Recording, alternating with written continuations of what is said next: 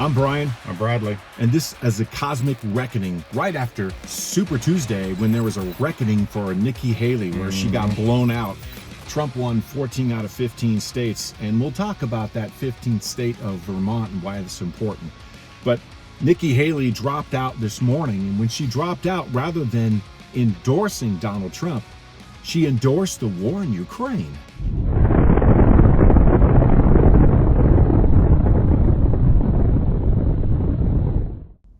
She endorsed the war in Ukraine. Why do you think she would do that? I wonder.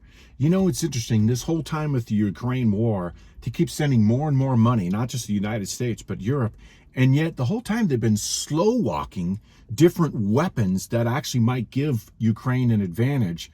Brad, just briefly, you talked about Germany and their whole kerfuffle they just recently had. Yeah, they were having a nice little powwow around the world with some of their top generals, and one of their generals forgot to set his phone to private. So Russia picked up on the conversation, and they were having a mock scenario of this brand new missile we have and all its capabilities. And if we blew up this particular bridge that Russia has that connects them with the mainland and this kind of stuff, you know, what would happen and everything. So Russia was like, oh my gosh, you're trying to, you're going to blow up our bridge. And, they were really angry. And Germany's like, oh, no. It was just a mock situation. Even the German chancellor came out the other day and said, oh, yeah, no. We have no plans to give those missiles to Ukraine. Well, wait a minute. If you're trying to end the war, if you're going to blow up a vital bridge that would just crush Russia's ability to get supplies back and forth, why wouldn't you do that? Yeah. Unless the goal wasn't to win the war, but to continue the war. So that the people making ammunition could make more and more money, right? Like the military-industrial complex. Don't they support Nikki Haley? Which brings us right back to Nikki Haley. I wonder if the military-industrial complex, I don't know if she offered Nikki Haley, I'm totally making this up, I have no idea. Maybe they offered her money, maybe a payoff or something, or a cush job coming up here. In exchange for her being a thorn in Trump's side to force Trump to agree to fund the war in Ukraine. And maybe that's one of the only reasons that Nikki Haley actually stayed in the race. So if Trump felt like he needed her voters, he could offer an ambassadorship, maybe, to Russia. Yeah, that'd be epic. I want to see the video footage of that when she comes off the plane, Air Force 2 or whatever it is, in Moscow, and see how Putin receives her. Here's why I say that. Because if you were to take Trump's platform and Nikki Haley's platform, write it on a piece of paper without their names on it, the average voter would not be able to distinguish between what Trump wants to do and what Nikki Haley wants to do, with the exception of the war in Ukraine. That's really the only difference between the two of them, which makes us wonder then and brings us to the point of, well, who was voting for Nikki Haley?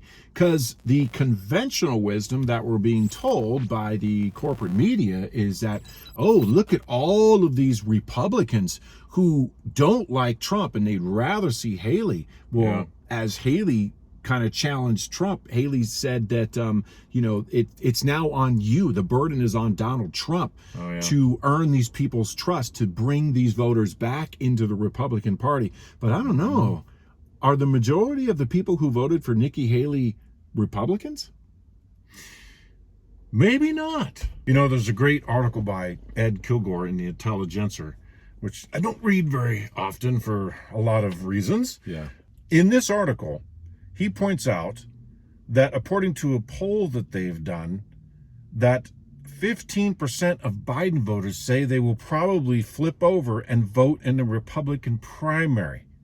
In fact, a near majority of Haley supporters, 48%, are Biden supporters. And Brad, not only that, CNN did a poll and found that 85% of the people who voted in the Republican primary for Nikki Haley approved of Joe Biden's presidency. Say what? That's right. And in Virginia, a poll came out and said 92% of the voters for Nikki Haley in the Republican primary said they approve of Joe Biden's presidency. Oh, yeah. Yeah.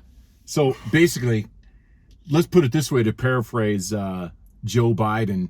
You ain't Republican if you approve of Joe Biden. Mm-hmm. And that brings us to the conclusion that the vast majority, I mean, it could be as low as 50, but I think it could be high as 80 to 90% of Nikki Haley's voters in all these states were Democrats who crossed over into the Republican primary. It's literally a form of election interference just to spite Trump and make it look as if Trump doesn't have the momentum that he really actually does have. And that's pretty hard to argue, even with all that happening. It's hard to argue that Trump does not already have a massive momentum going into the rest of the primaries. Obviously, they still have to finish, but clearly going into the general election. It makes you wonder, I just feel like there's going to come a point when Haley is going to come around. Now, she had to play her cards the way she played them because she still wants to try and get something out of it, right? Like a job or a title or a place in the cabinet of Trump's administration, or maybe even in the private sector. She's playing that card as well at the same time. So I kind of get why she would do it now because, as a politician, you can kind of say one thing and then do another later on, and nobody seems to hold you accountable. We all just accept, oh, that's just politics. So I think she's just playing politics. I think she will come around because, as Trump said, our revenge will be success. Now, how can Haley say no to that? Yeah, exactly. You know what? I would suggest maybe part of the reason she got out, she realized she can't hide the fact anymore that it's Democrats that are voting for her and it's Democrats that are supporting her, and that her Republican donors who did believe in her and do support the war in Ukraine, all her donors have said their number one issue is the war in Ukraine. Again, going back to proving our point that basically she was a thorn in Trump's side for the military industrial complex. They're dropping out. Yeah. She hasn't got there, and I think she got embarrassed.